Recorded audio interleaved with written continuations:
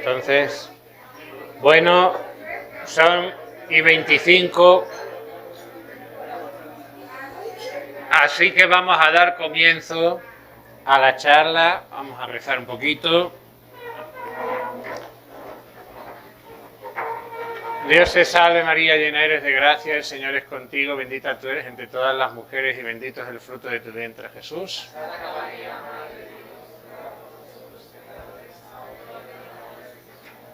Santa María, en nombre del Padre, del Hijo y del Espíritu Santo. Amén. Bueno,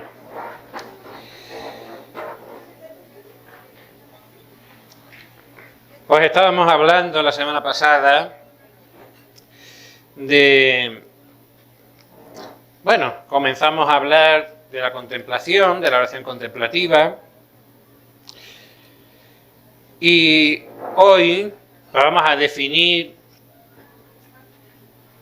qué es la contemplación, la definición, luego si es deseable la contemplación, si la podemos pedir, luego las disposiciones para la contemplación, y luego, vamos a ver lo que da tiempo, porque luego uno aquí se enrolla y habla menos de lo que quiere, pero bueno. Y luego a ver si da tiempo a empezar con los grados de oración contemplativa, que la idea sería hacer los dos primeros, que son el recogimiento infuso y la oración de quietud, que ya son oraciones ya bastante altas. Bien, cuando hablamos de contemplación, la definición podría decirse que es la simple intuición de la verdad divina procedente de la fe ilustrada por los dones de entendimiento, sabiduría y ciencia en estado perfecto. Esto ya lo hemos ido adelantando, lo fuimos adelantando la semana pasada. Lo vamos a desgranar rápidamente, porque al final esto viene a ser un recuerdo de lo que ya se habló. Intuición. Cuando hablamos de intuición, tenemos que entender que no estamos hablando de lo que comúnmente se llama por intuición, ya eso ya lo hemos hablado otras veces, ¿no? Pero bueno, para recordar que normalmente cuando hablamos de intuición es como, ay, pues sí, tengo como que, lo sé esto, no sé cómo, pero lo sé, ¿no? Tengo la intuición de que este no es trigo limpio, ¿no? Por ejemplo, ¿no? Lo he visto y no sé por qué, pero tengo la intuición de que tal persona no. No es exactamente eso, ¿no? Cuando hablamos de intuición en el sentido propio, recordamos que es un conocimiento inmediato sin que la razón ni los sentidos entren en juego. Recuerdo que, nuestro conocimiento normalmente es discursivo, es decir, es un conocimiento que va paso a paso. Primero conocemos por los sentidos algo, sensiblemente, el color de las cosas, la forma de las cosas, luego la mente forma el concepto y de ahí, uniendo conceptos, se van conociendo cosas, ¿no? Pero cuando hablamos de la intuición es un conocimiento directo, sin necesidad de todo eso, ni de pensar ni de nada, sino que es algo que se sabe, se conoce de manera inmediata. Y ese es el conocimiento habitual de los ángeles. Pero aquí esta es la gran diferencia, ya hemos dicho, de otro tipo de oración, especialmente de la oración meditativa, que recordamos que se basa en el discurso, es decir, se basa en tomar un tema de meditación, ya bien sea, pues yo qué sé, pues el cielo, el infierno, o un pasaje de la vida de Cristo y empezar a reflexionar sobre él y sacar conclusiones y sacar frutos de esa reflexión, sino que aquí es un conocimiento directo, que da Dios directamente al alma. Por lo tanto, eso es lo primero de la contemplación, es un juicio intuitivo, es decir, un conocimiento, el entendimiento entiende algo, conoce algo de Dios mismo, o de las cosas creadas, pero en relación con Dios. Y además, la contemplación, aparte de ese conocimiento directo de Dios o de las o de las cosas creadas, pero en relación con Dios, de cómo se relacionan las cosas creadas en relación con Dios, supone cierto experimentación, cierto gozo de ese conocimiento de Dios, ¿no? Luego vamos a ver que eso, las dos cosas, ya especificamos la semana pasada, que hay ocasiones, especialmente la noche del espíritu, en las cuales la contemplación no es como se va a describir aquí, sino que es totalmente oscura, que el ejemplo que se pone siempre es que el alma está tan iluminada que se queda ciega y piensa que no está en unión con Dios, sino todo lo contrario. Pero bueno, vamos ahora a lo ordinario, o sea, lo normal en las oraciones contemplativas. Por lo tanto, es ese conocimiento directo de verdades divinas y con cierto gozo espiritual, ya digo, de manera ordinaria, y que proviene de la virtud de la fe, pero perfeccionada por los dones del Espíritu Santo, de entendimiento, sabiduría y ciencia, especialmente los dos primeros, entendimiento y sabiduría, que son, también lo dijimos la semana pasada, esos dones de entendimiento, esos dones del Espíritu Santo, lo que le da el hecho de que sea una oración puramente pasiva, es decir, una oración que es obra de Dios, exclusivamente obra de Dios, y nosotros solo nos podemos poner a tiro para que eso lo haga Dios.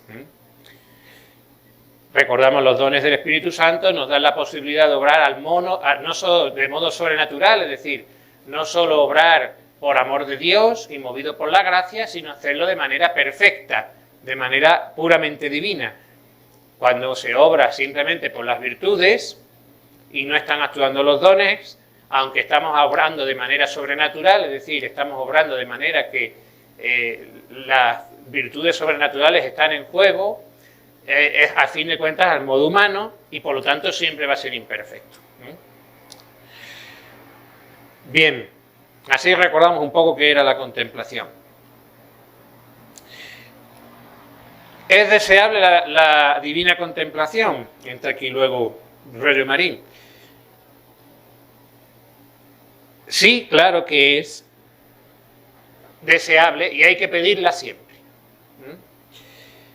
Y en esto siempre hay que hacer esa distinción, que yo creo que ya se ha hecho muchas veces, pero que no está de más recordar, que una cosa es pedir la contemplación, pedir tener cada vez oración más alta y también ponerse a tiro, disponerse para ello.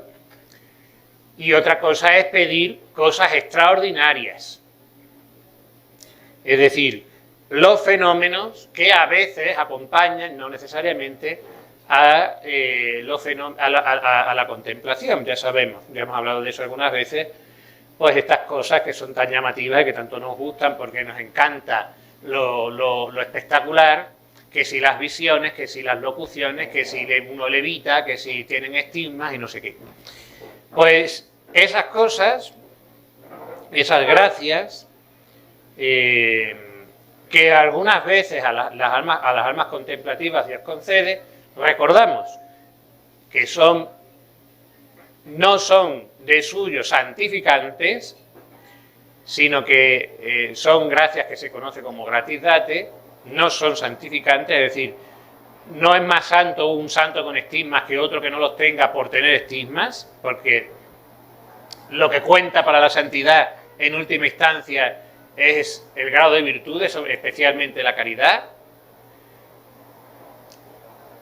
y por lo tanto, como ese camino extraordinario de visiones y tal y cual es ciertamente muy peligroso, nunca se tiene que pedir. ¿Por qué? Porque, vamos, y en eso además están de acuerdo todos los autores. Fenómeno, ya digo, estoy hablando de los más comunes, bueno, de los más conocidos, pues tener una visión de la Virgen, del Señor, tener locuciones, ya veremos, eso ya se hablará más adelante, de cuáles son. Hay más, y la levitación, y las estigmas, y el conocimiento de las cosas sagradas sin verlas, o sea, saber que un cura es cura aunque vaya de seglar. Hay algunos que tienen eso, saben que es cura aunque vaya de seglar. Algunas veces no hace falta ningún don sobrenatural porque se nota, pero bueno, eso ya es otra cosa. Pero eso es broma. Pero bueno, la cuestión es que esta serie de fenómenos que suelen acompañar, que no suelen, algunas veces acompañan a la contemplación, nunca se pueden pedir. ¿Por qué? Porque, primero, casi nunca convienen al alma. Es mucho más seguro el camino ordinario de la santificación, porque claro, estas cosas extraordinarias, como son tan llamativas y tan espectaculares, Dios no la suele dar, porque muy fácilmente el alma se va a enorgullecer, se va a subir en orgullo, y como vamos a ver en muy poco ahora, pues el orgullo destruye toda contemplación. El orgullo destruye toda vida espiritual. Lo destruye de raíz. Por lo tanto, de hecho, los verdaderos místicos, cuando si tienen algún fenómeno de estos, pues incluso muchas veces piden que no tenerlos, o que no se noten, o no los cuentan a nadie. Pues ahí tenemos el Padre Pío, no iba por ahí, mira los estigmas que tengo, mira, ¿a que tú no? No lo hacía, eso no lo hacía el Padre Pío, lo escondía todo lo que podía. Siempre. Y otros místicos igual, ¿no? Otras veces que Dios no les deja esconderlo, pero normalmente es un camino que Dios, eso sí que es exclusivo para algunos, Dios no lo quiere dar más que a muy poquita gente, y a gente además que además lo suele trabajar mucho en su humildad.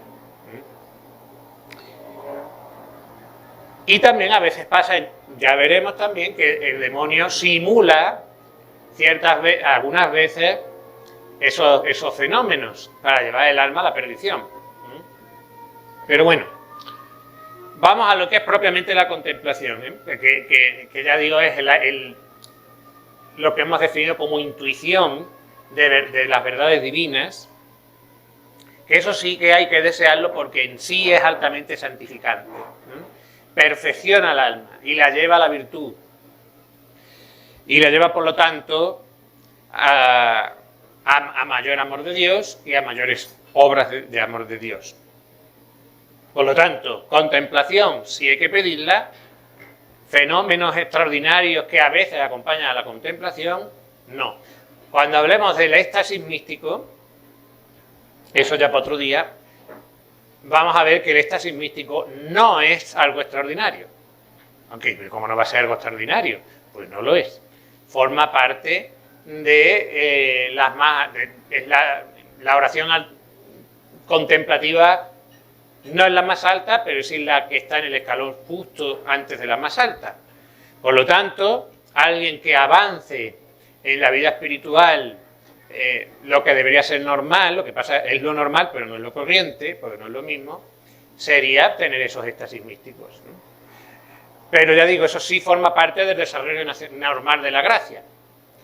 Pero otras cosas que vamos a ver, que luego se hablará más adelante, son los fenómenos como los que ya he citado, no. Bien.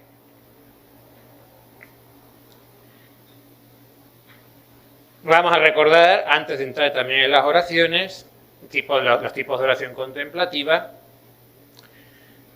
cuáles son las disposiciones para la contemplación.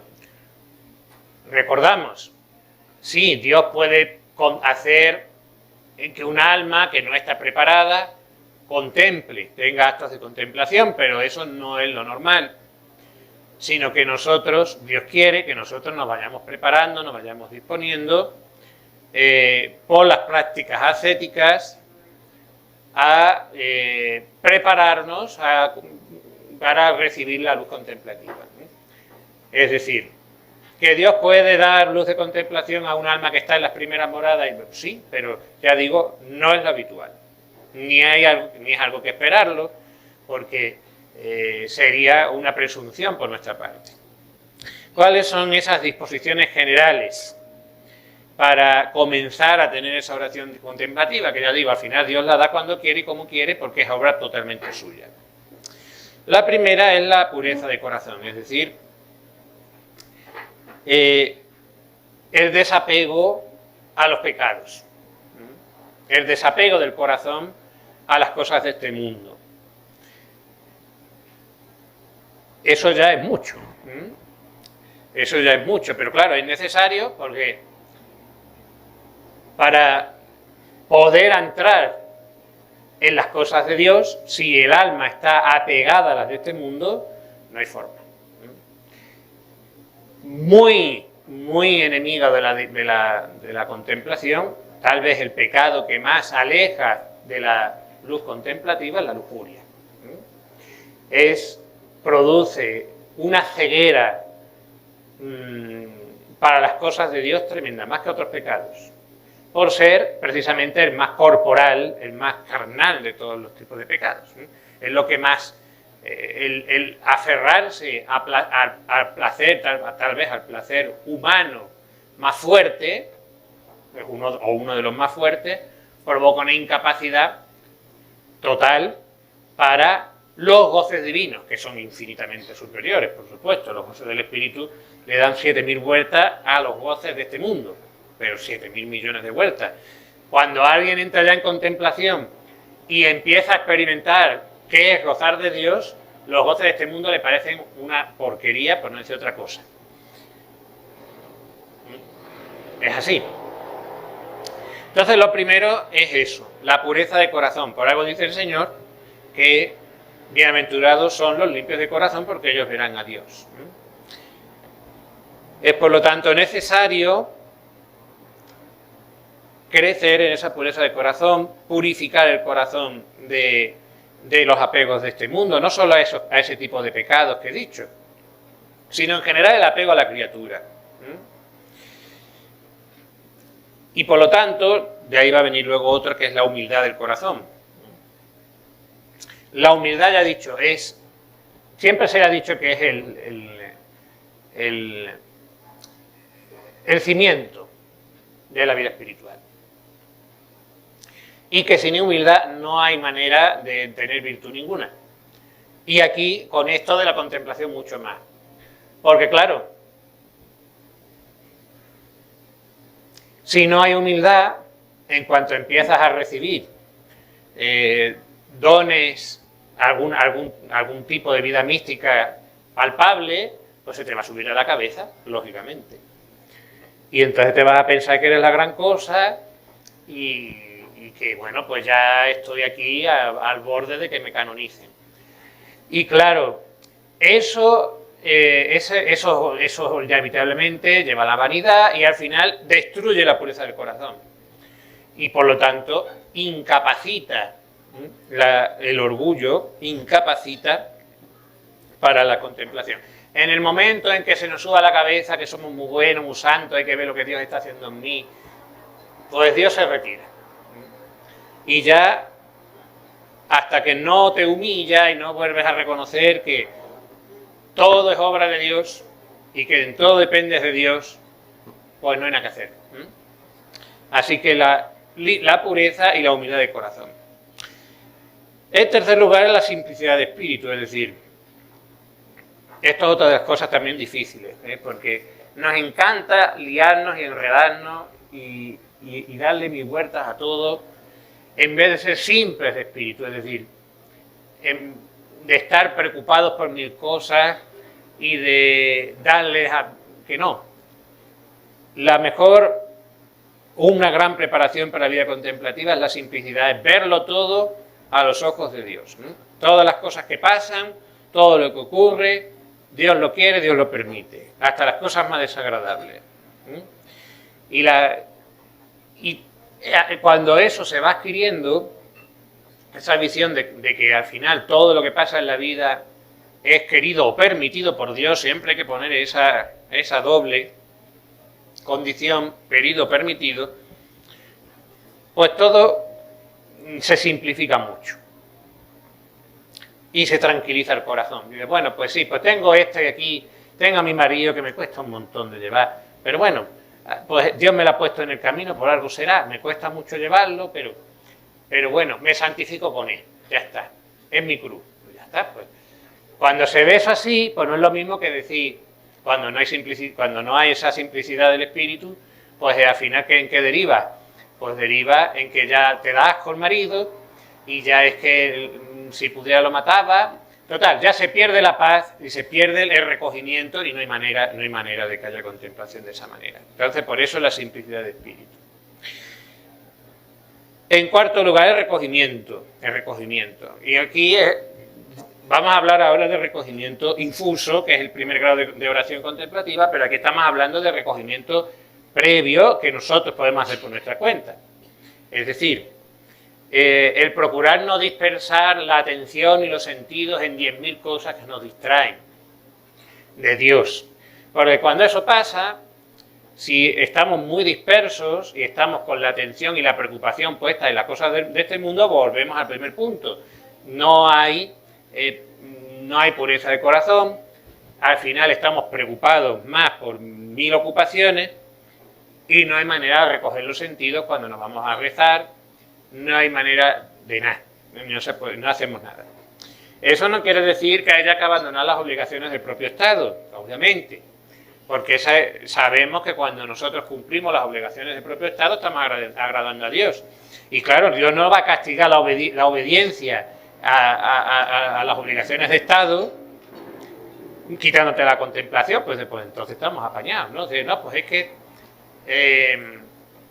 yo tengo que hacer esto, pero como yo estoy haciendo esto, que Dios es lo que quiere que haga, pues ahora pues Dios no me va a dar contemplación porque no tengo recogimiento. Pues hombre, entonces no nos cuadra mucho eso. Pero sí que cumplidos esas obligaciones del propio Estado, sí que hay que procurar pues que la atención no se desvíe demasiado a lo creado, sino lo necesario en la gestión de nuestra vida. Luego, el quinto punto, en lo que nos es dado, trabajar en el ejercicio de las virtudes.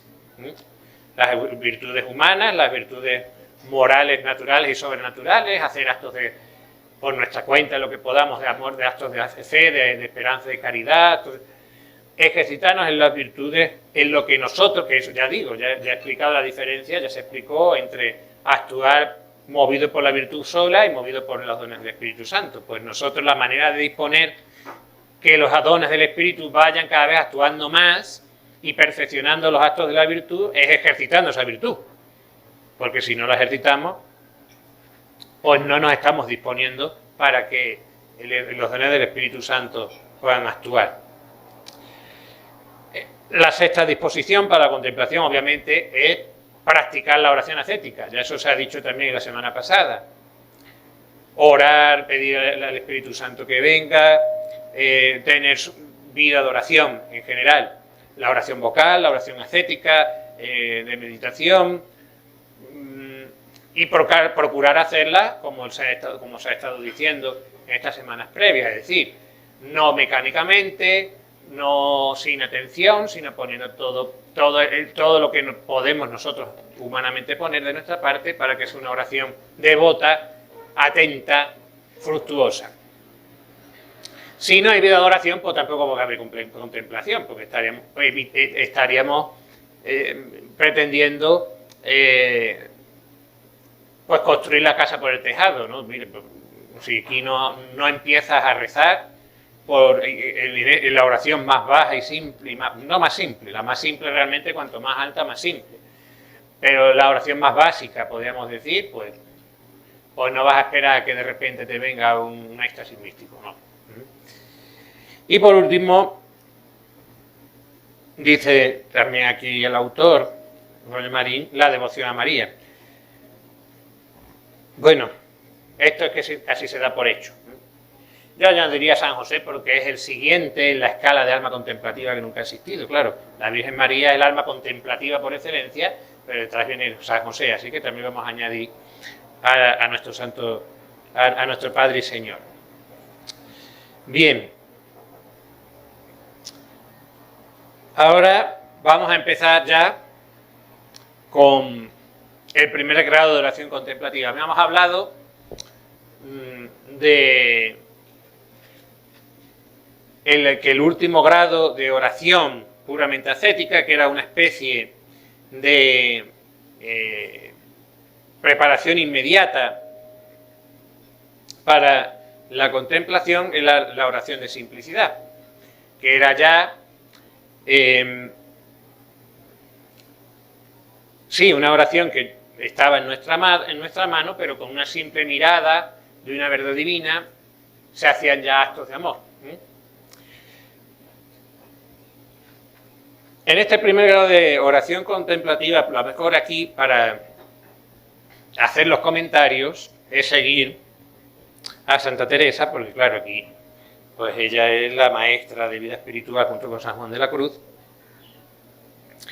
Y ella, respecto a este recogimiento, dice lo siguiente: la primera oración que sentí, a mi parecer, sobrenatural, es decir, no movida por ella, sino que ella veía que era directamente puesta por Dios, que llamo yo lo que con industria ni diligencia no se puede adquirir, aunque mucho se procure, lo que acabo de decir, aunque disponerse para ello sí debe hacerse mucho al caso, es un recogimiento interior que se siente en el alma, que parece ella tiene allá otros sentidos, como acá los exteriores, que ella en sí parece que se quiere apartar de los bullicios exteriores. Y así, aunque así algunas veces lo lleva tras sí, que le da ganas de cerrar los ojos y no oír, ni ver, ni entender, sin aquello en que el alma entonces se ocupa, que es poder tratar con Dios a solas. Aquí no se pierde ningún sentido ni potencia, que todo está entero, más estalo para emplearse en Dios.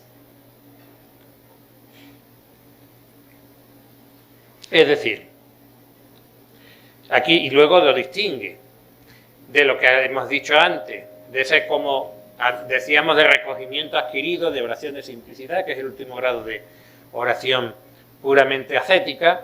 No penséis que es por el entendimiento adquirido, es decir, el ejercicio propio de la inteligencia, procurando pensar dentro de sí a Dios, ni por la imaginación, ni generando en sí. Esto es la meditación.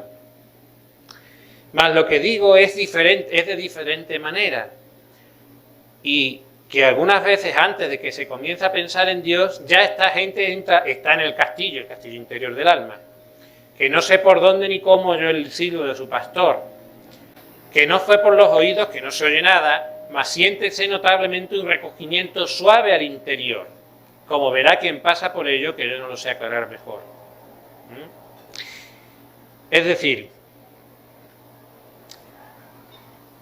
recapitulando, en el recogimiento infuso lo que ocurre es que el entendimiento es llamado, la potencia del entendimiento, la inteligencia, es llamada por Dios a fijarse en Él.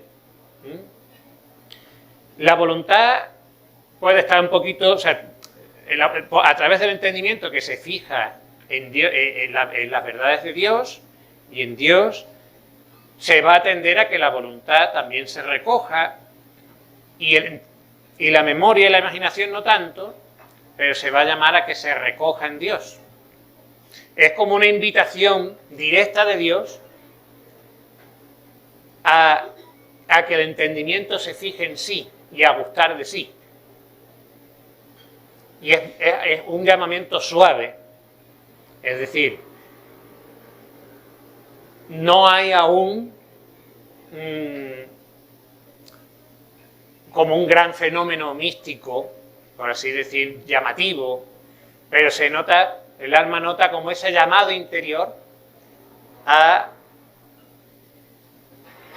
poner la mirada en Dios, sin que, y dándose cuenta además que no es fruto, no es una meditación que yo me he puesto a pensar, sino que es un llamado directo de Dios. El alma se da cuenta de que es algo que está haciendo Dios en ese momento, ¿no? Dios está llamando a contemplar. Entonces está llamando a que fije el entendimiento, la inteligencia en Dios, a contemplar. Queda, por lo tanto, como cautivo la inteligencia de Dios. Y no quiere, empieza ya, aunque todavía de manera muy imperfecta, el recogimiento de las demás potencias.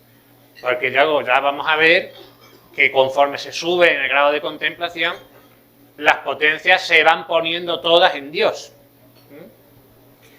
De tal manera que ya no se distrae, ya lo vamos a ver más adelante, sino que en los grados más altos el alma está totalmente poseída por Dios y hay como una entrega mutua de Dios al hombre y del hombre a Dios, y no hay otra cosa que les distraiga, ¿no? Pero en este grado todavía no estamos, aquí no estamos en eso todavía. Aquí estamos en ese recogimiento suave, ese llamamiento del alma que hace Dios a estar con Él, a fijarse en Él.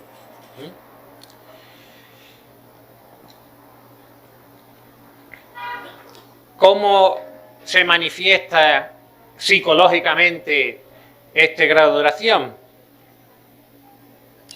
Primero, dice aquí, la presencia de Dios se hace sensible todavía de una manera muy suave, por así decir, muy fina, no es todavía una explosión, pero el alma sabe que está siendo tocada. Además de esa presencia de Dios, como está contemplando verdades divinas directamente, el alma comprende realidades divinas, realidades de la fe, de manera intuitiva. Ya hablé la semana pasada de esa alma que, bueno, pues por gracia de Dios, por ejemplo, pudo entender algo tan profundo sin tener ninguna formación previa de cómo el sometimiento a la voluntad de Dios es la verdadera libertad. La esclavitud, cuanto más esclavo de Dios, más libre, ¿no? Ese entendimiento profundo no se entiende si no hay una luz contemplativa detrás.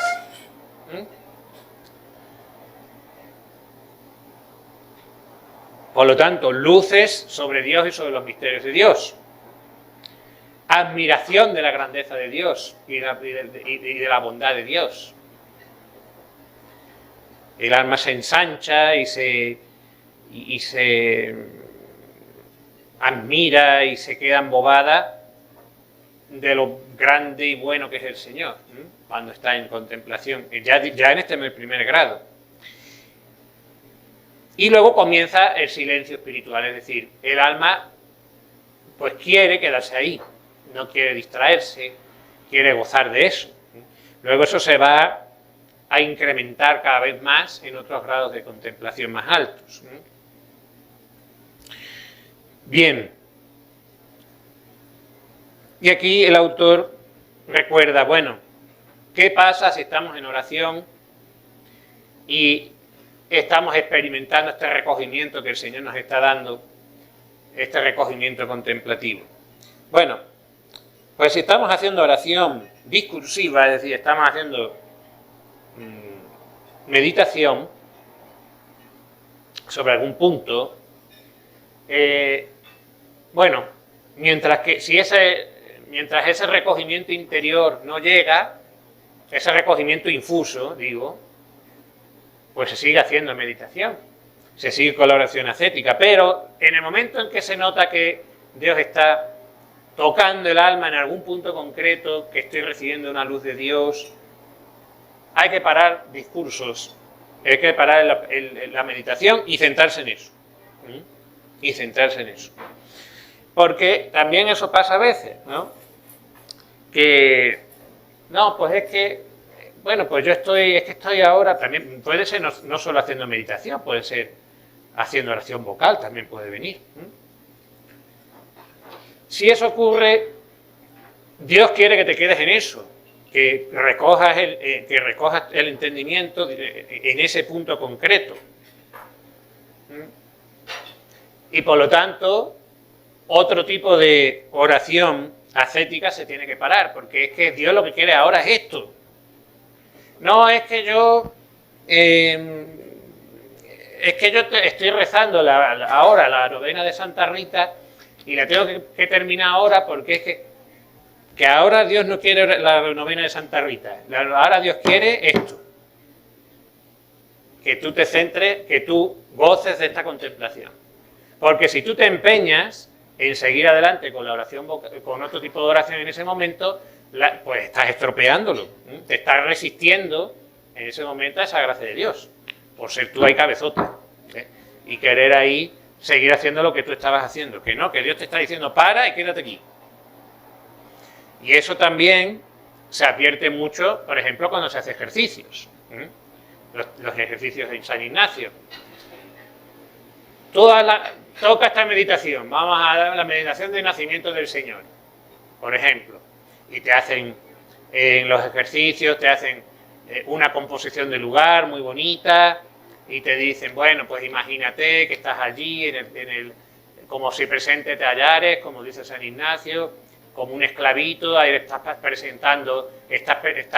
presenciando esa escena del nacimiento, mira a José, mira a María, mira al buey, mira lo que tú quieras. Y te da unos puntos de meditación, ¿no? Bueno, pues medita esto, y ahora medita esto, medita lo otro. Pero te dicen, si eres un buen director de ejercicio, si tú ves que en cierto momento aquí hay una luz, que Dios está actuando en este punto concreto de la meditación, párate ahí y no sigas diciendo, yo tengo que terminar la meditación porque es que tengo que hacer los puntos. Que no. Dios quiere que te pares ahí. Y ya. Y a lo mejor ahí echas una hora y no hace falta más. No hace falta más. Ahí te quedas. En ese punto concreto. Aunque sea el primer punto de la meditación, si Dios está iluminando ahí, pues ahí se queda. Y digo esto porque es verdad que algunas veces, pues si hay un alma un poquito escrupulosa, pues sigue empeñada, no, es que me han dicho que tengo que hacerlo todo. No, para adelante. Si Dios quiere que nos quedemos aquí, aquí nos quedamos. Y luego, bueno, pues si el alma está empezando ya a tener esas comunicaciones místicas, pues, hombre, pues hay que cuidarlo mucho, ¿no? Y una gracia de Dios muy grande, pero eso es una llamada más seria aún a la vida de virtud. Por lo tanto, no hay que entregarse aún más a la vida interior. Y por lo tanto, disponerse cada vez más al recogimiento de los sentidos, pedir más humildad, porque se recuerda siempre, en esto de la vida espiritual, si no se avanza, se retrocede.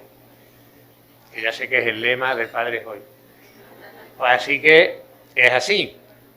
Si no se corresponde bien a estas gracias, pues nos vamos a estancar, incluso a retroceder. Bien, pues en eso consiste la oración de recogimiento infuso, el primer grado de oración contemplativa. El siguiente, que es el sexto grado de oración según Santa Teresa, el segundo de la oración contemplativa, es la oración de quietud. Y dice, la oración de quietud es sentimiento íntimo de la presencia de Dios que cautiva la voluntad y llena el alma y al cuerpo de una suavidad y deleite verdaderamente inefables. Y ahora vamos a oír a Santa Teresa, que es la que entiende de esto. De este recogimiento, hablamos de la oración anterior, del recogimiento infuso, viene algunas veces una quietud, paz interior muy regalada, que está el alma, que no le parece le falta nada, que aun el hablar le cansa, digo el rezar y el meditar, no querría sino amar. Dura rato y aun ratos. es ya cosa sobrenatural y que no la podemos procurar nosotros por diligencia, eso lo insiste mucho.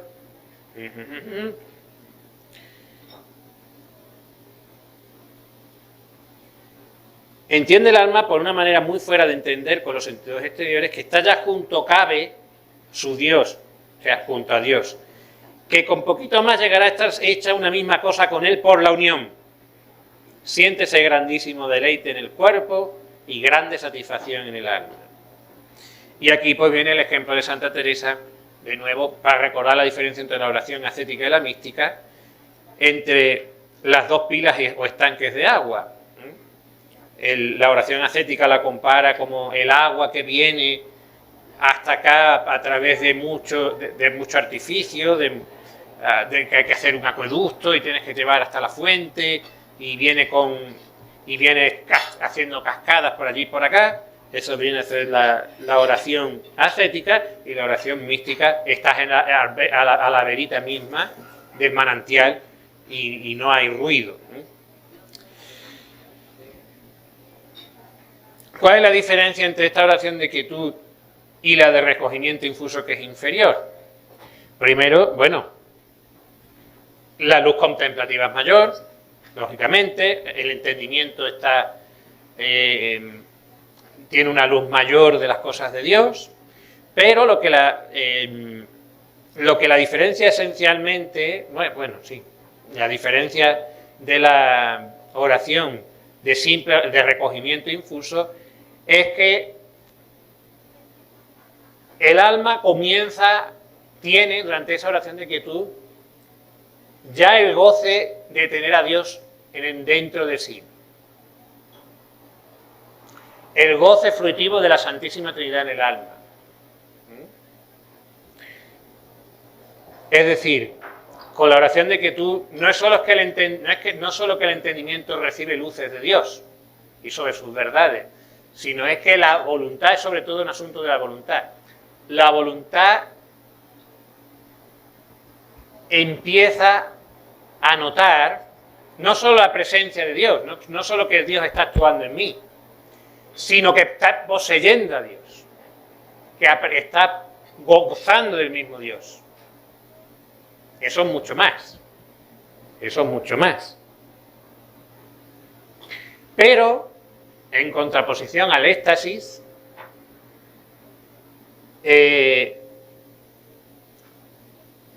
los sentidos corporales siguen por ahí. En el éxtasis, los sentidos corporales también se centran en Dios, y de ser, cuando se está en éxtasis profundo, ni sientes ni padeces con el cuerpo, pero no, esto no es, en la quietud no es así. Pero todavía la memoria y el entendimiento, la memoria y la imaginación no están unificadas en Dios. Es la voluntad, puede captar la presencia, no la presencia, la posesión de Dios en el alma. Es que hago la distinción porque una cosa es darte cuenta de que Dios obra en tu alma y otra es el gozo de poseer a Dios. Son dos cosas distintas. Son dos cosas distintas. Es decir, la experiencia de que la Santísima Trinidad mora en mi alma y que yo la estoy gozando, que eso es el cielo, el cielo es eso, el cielo es el goce de la Santísima Trinidad en el alma por toda la eternidad, pero ya sin velos de fe ni nada, cara a cara. Por esto la oración contemplativa al final son gotas de cielo anticipadas. Entonces, cuando se da este tipo de oración, ya digo, sí, la memoria, la imaginación puede traer algunas cositas, están ahí como dando un poco de guerra, están ahí pum, pum, pum.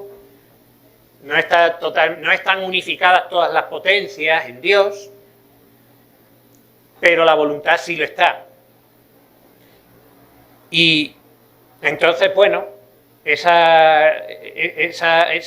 la memoria está ahí, está como queriendo dar guerra, pero no supone un gran problema, como se ocurre muchas veces en la oración de ascética, que uno está intentando rezar en algo y se empieza a acordar de los garbanzos que tiene puestos en la... Aquí no pasa eso, los garbanzos te dan igual. Pueden venir a la memoria, pero pasas de ellos porque ahora estoy yo en algo mucho más importante que los garbanzos, déjame a mí. ¿Mm? Entonces, cuando se da esto, como la voluntad está como cautiva de amor por el Señor, es verdad que no es un éxtasis, pero en ese estado uno no quiere, como está gozando del mismo Dios, no quiere distraerse, no quiere, a ser posible, moverse, no quiere salir de ahí. Luego, la oración durará lo que Dios quiera, este tipo de oración. Pero el alma, obviamente, como está gozando del mismo Dios, está como un cielo chiquitito, ya digo, no es el cielo, porque no ve a Dios cara a cara, pero obviamente con él, pues no se quiere salir, uno no va ahí, no quiere irse. Por lo tanto, el alma en este estado busca el silencio, busca el reposo contemplativo. No quiere estar por ahí haciendo otras cosas. Aunque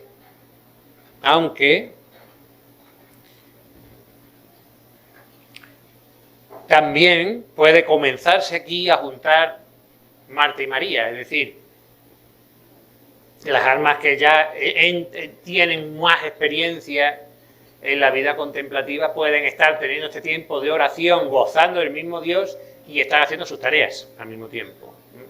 De tal manera que las tareas suyas no las distraen de la contemplación.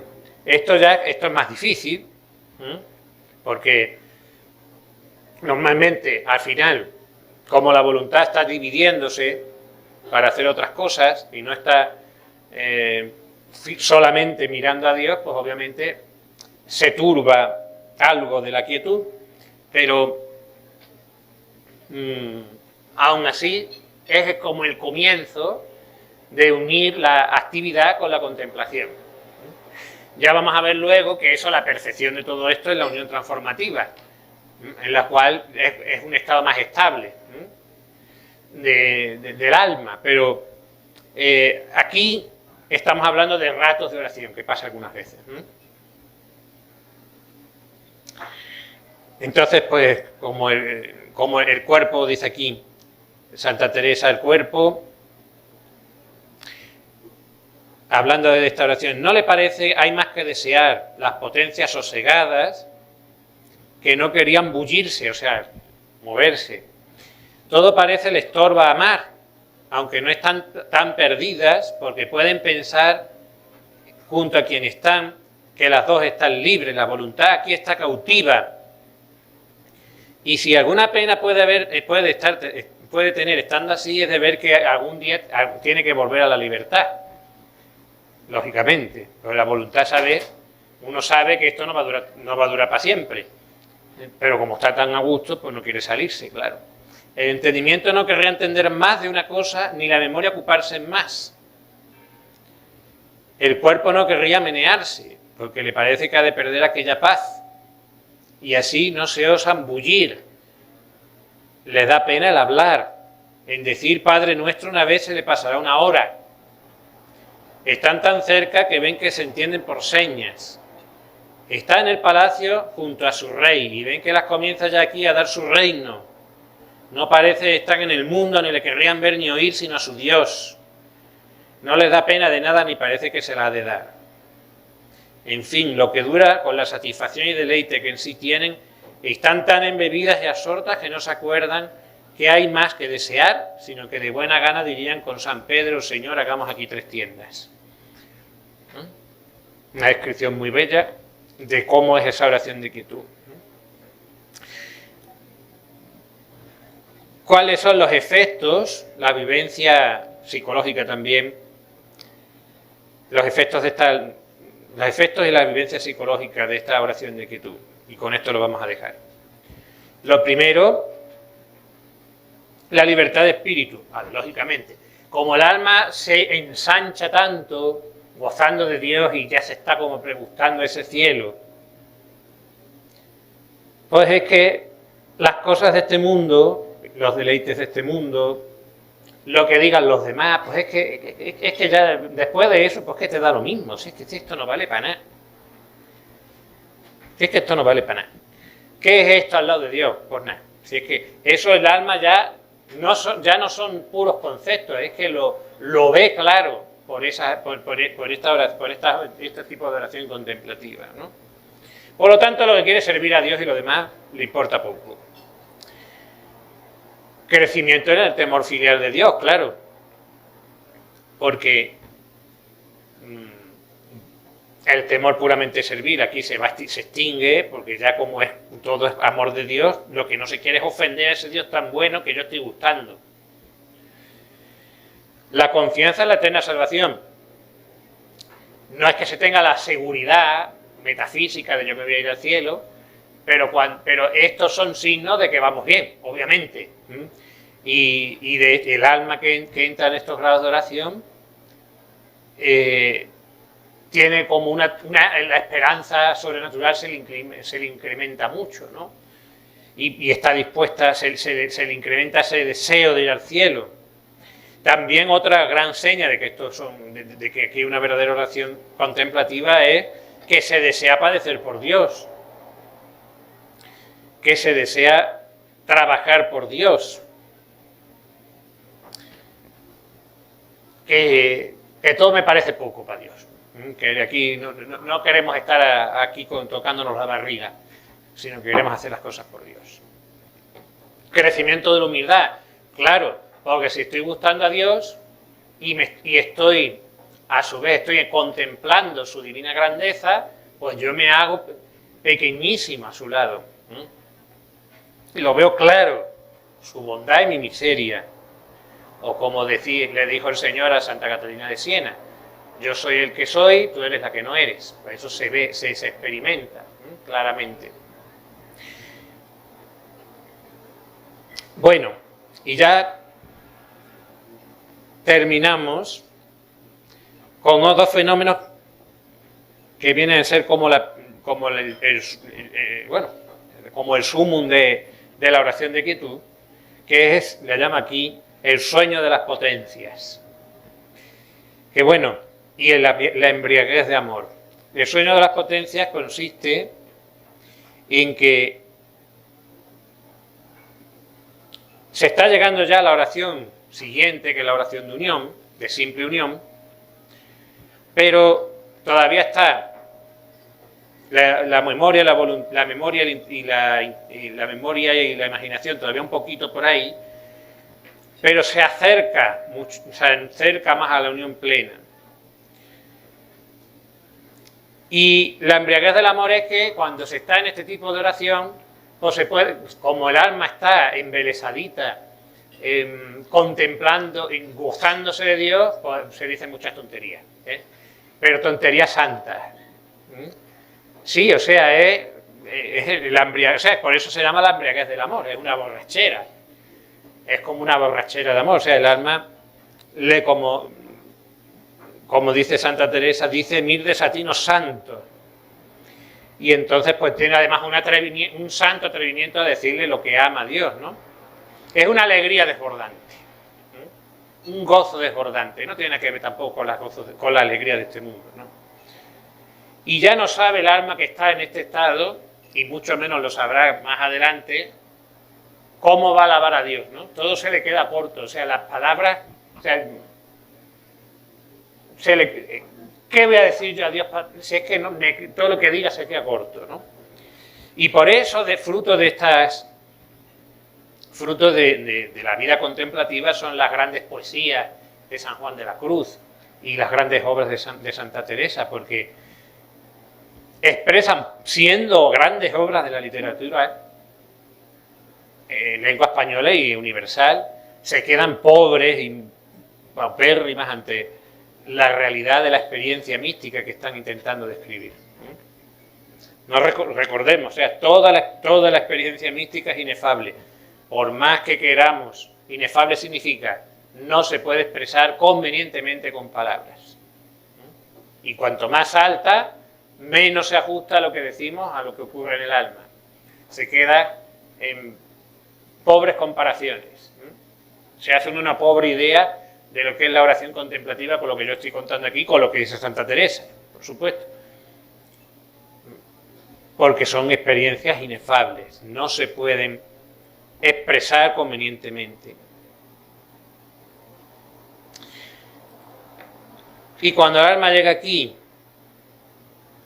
dice, con esto ya terminamos, ¿qué es lo que tiene que hacer el alma? Pues dejarse llevar, secundar la acción de Dios y, de nuevo, cuidar el no desperdiciar estas gracias más adelante. Y ya está, ya con esto ya vamos a dejarlo. Ya entraremos en la oración de unión, luego en el éxtasis y luego en la unión transformativa. Bueno, ¿alguna pregunta? Vamos a ver. Las almas contemplativas que por aquí moran. Yo no miro a nadie. Venga. Buenas noches, padre. Buenas noches. En un mundo como el de hoy, con tanto ruido, con tanta cosa, ¿no? Que todo lo tenemos al alcance de la mano, ¿no? Con el celular, ruido por todos lados, ¿no cobra mayor mérito la contemplación hoy en día? Digo, quizás a lo mejor antes habría quizás otras batallas, ¿no? Otras luchas o otro ruido interno, pero hoy en día no cobra más mérito. Bueno, yo diría que es más difícil, porque evidentemente nada invita en el mundo moderno a recoger los sentidos, ¿no? Al contrario, hay 10.000, o sea, ya siempre había distracciones, pero ahora hay más que nunca. Y por eso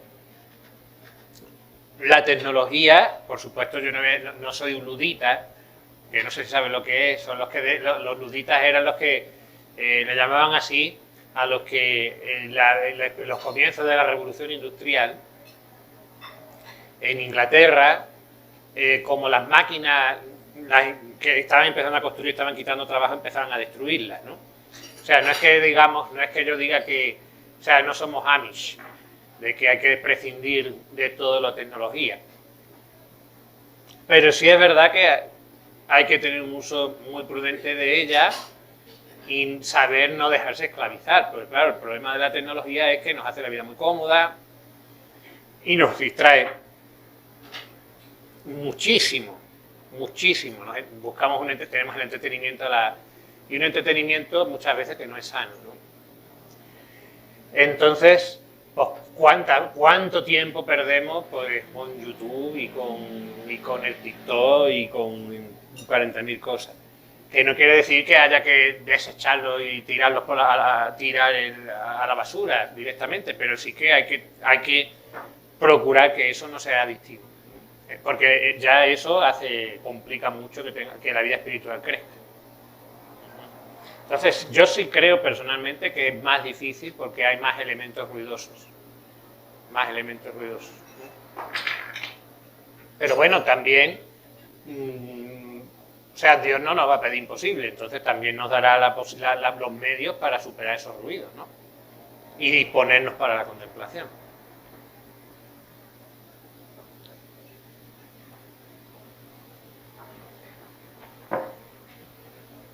Vamos a ver.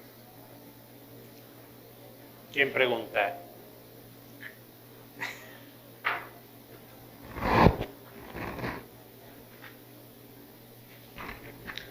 Buenas noches, Pater. Buenas noches, vamos a ver.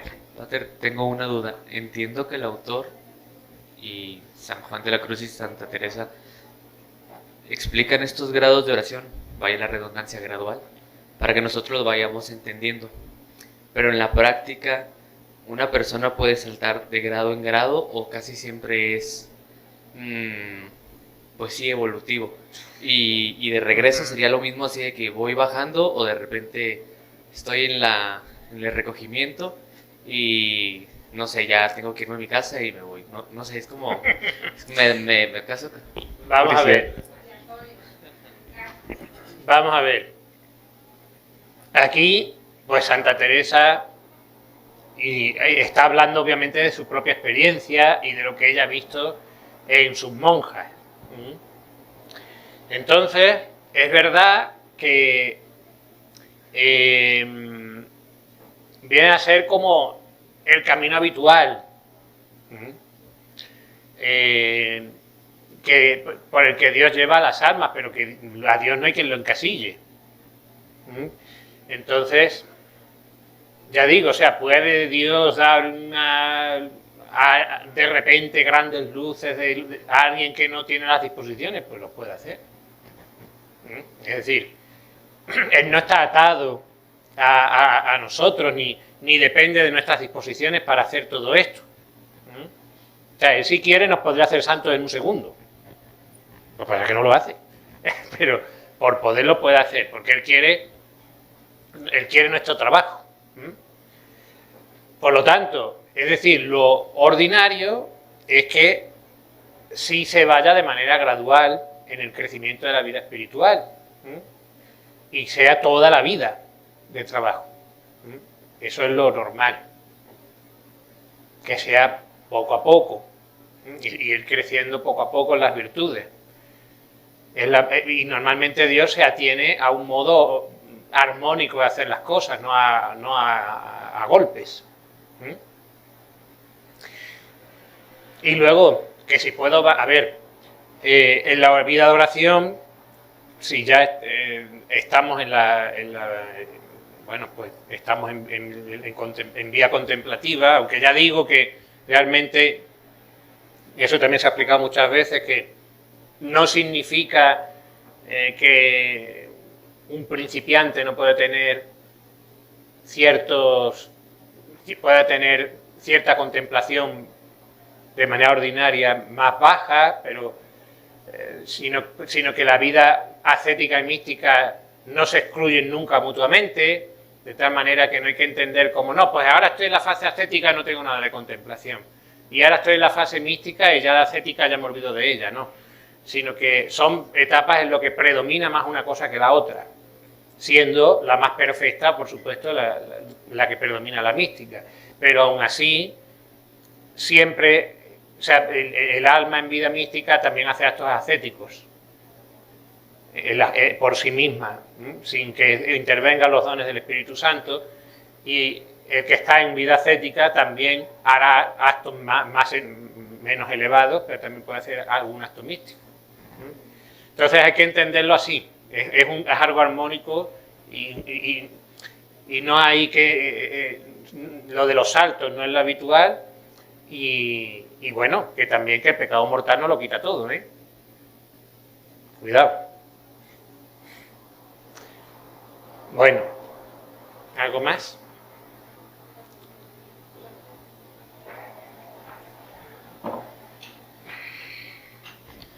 Gracias, Padre. Me llama la atención eso que comenta de que con el pecado se pierde, eso comentaba del pecado carnal, pero también me queda duda respecto a la práctica de la verdadera fe, por ejemplo,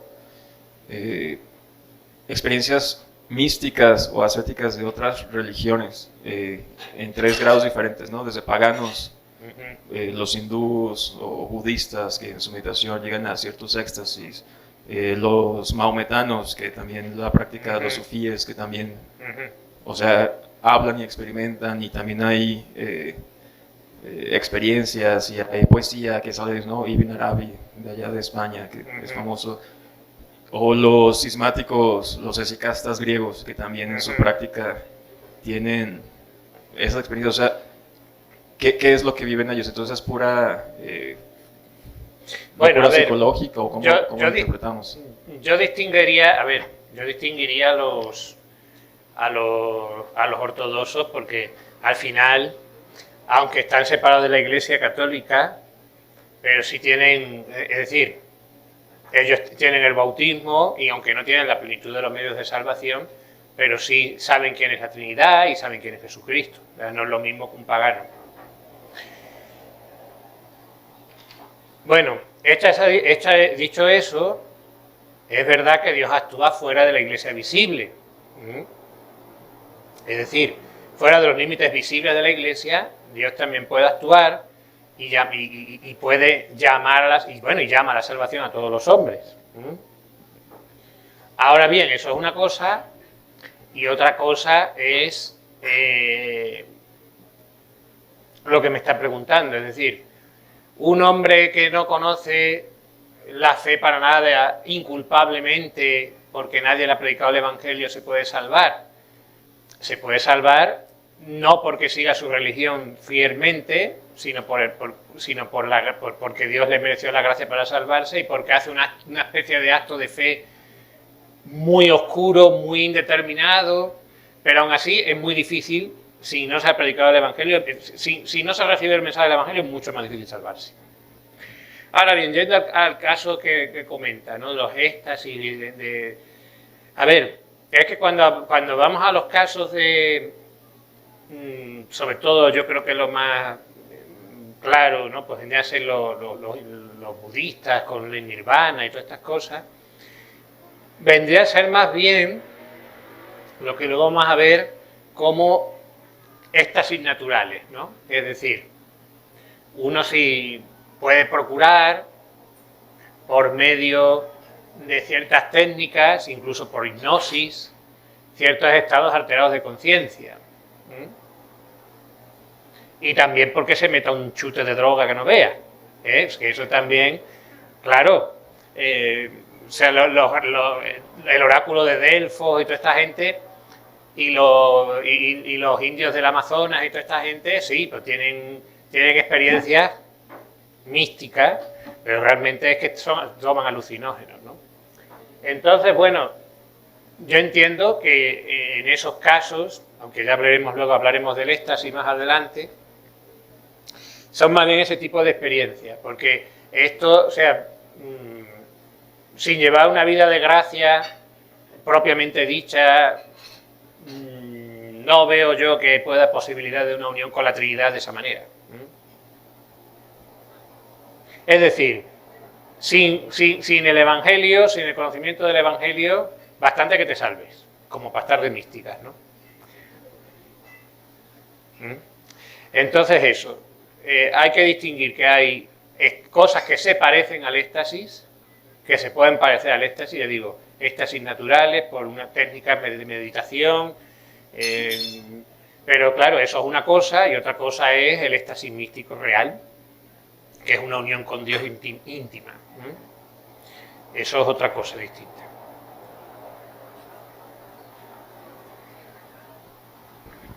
Buenas noches, padre. Perdón, y también hay éxtasis diabólicos, ¿eh? También hay éxtasis diabólicos.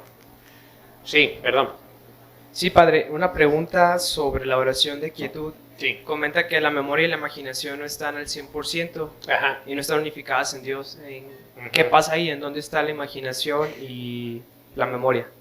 Bueno, a ver, no es que lo que ocurre ahí en esa oración de quietud es que si bien no están tan dispersas como suelen estar, y que están ahí, uno se está imaginando cualquier tontería, pero al no estar todavía plenamente todas las potencias en Dios, pues sí puede aparecer alguna imagen de otra cosa, puede acordarse de algo que no tiene nada que ver con la oración, pero la diferencia aquí es que, estando en estado de quietud, pues eso, aunque da guerra porque están ahí, pero la guerra queda mucho menor, porque claro, es mucho más fácil sustraerse a esa distracción. Porque la voluntad está, porque lo que está es una oración alta ya. Entonces no está todavía eso pleno, no está todo unido en Dios, pero es mucho más fácil de pasar de eso, porque la voluntad le importa en ese momento bastante poco, como ya digo, acordarse de cualquier cosa que represente la imaginación ahí o la memoria.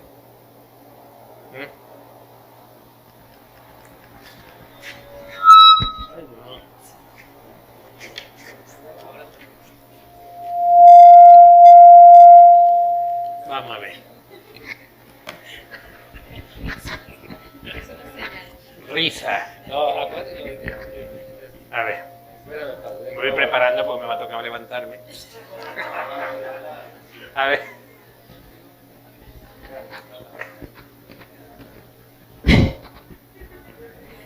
Vamos a ello. Yo tengo una pregunta. Vamos allá.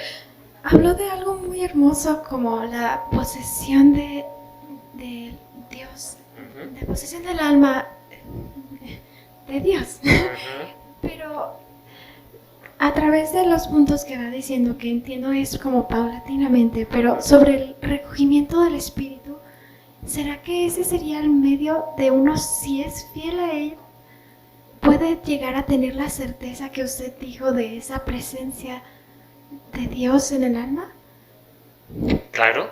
Es decir, cuando se está en esta oración de quietud y se tiene la experiencia espiritual de la presencia de la Santísima Trinidad, es decir, Dios se está manifestando que está ahí, que se le está poseyendo, y que posesión mutua, el alma posee a Dios y Dios es el alma, uno aparte tiene la certeza moral de estar en gracia, que eso también lo dijimos la semana pasada.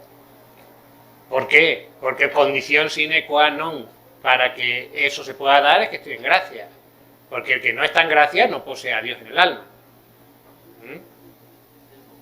Entonces, sí, claro, es decir, y ya digo, esto es en el grado de quietud. Conforme más se va perfeccionando, más patente se hace esa posesión y más perfecta esa posesión mutua del alma de Dios.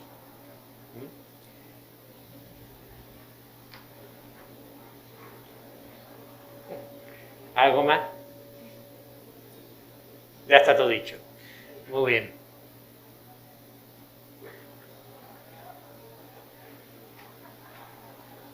¿Ya hay más preguntas?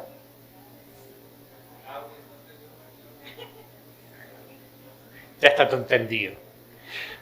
En lo que cabe humanamente entender esto. Bueno, pues entonces, rezo, bendición, y yo a cenar un poquito.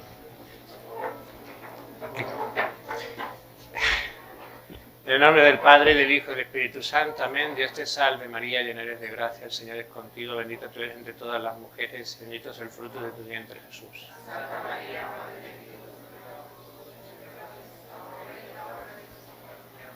Santa María, Madre de la bendición, benedictio de omnipotentis, Patris et Filii Spiritus Sancti, scenda super vos en mania sempre.